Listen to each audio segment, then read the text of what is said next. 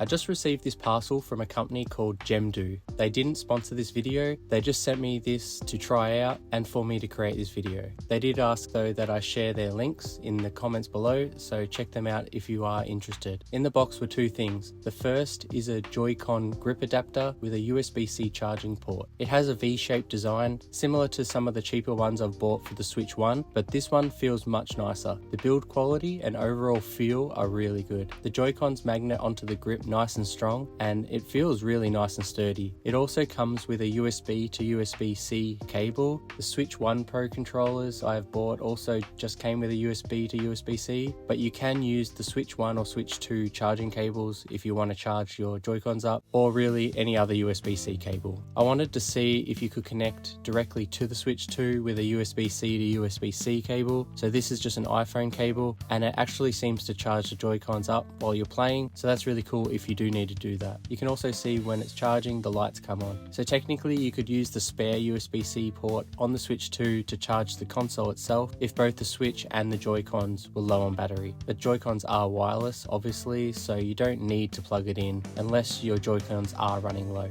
I tested the Joy-Con adapter out for a while, and all the gameplay footage later in this video was also recorded just using this Joy-Con adapter, and it worked great. I'd definitely be happy to keep using this again in the future if I don't have my Pro controller with me. I think I'll actually keep it in the top pocket of my carry case, just in case I want to use it for tabletop mode while I'm out of the house, or if I was to dock it with the next thing Jemdo sent me.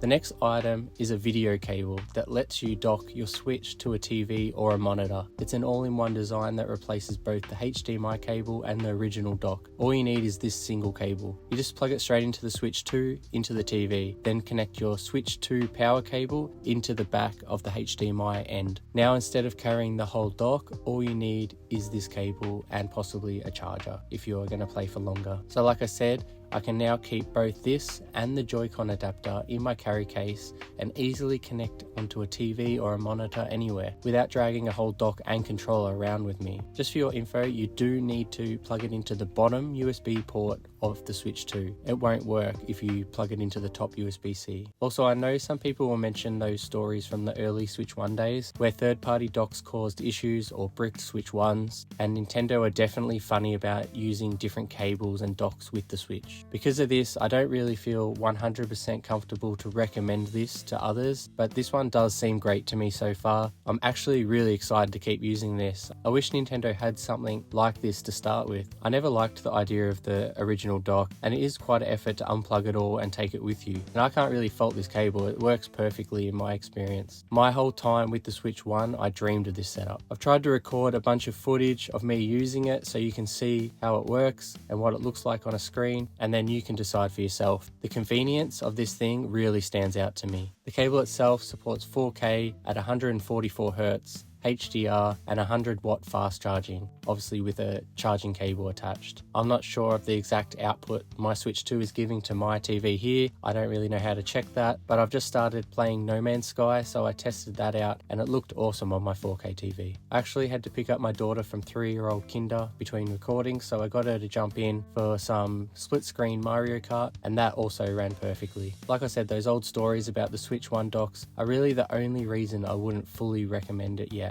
But other than that, unless I hear something or experience anything different from what I have here, I'd be more than happy just to use this instead of the original dock whenever I'm out or visiting family, or even just using it in a second room of the house. I win! Dada, I win! You didn't know. But you didn't win. Okay. So we did.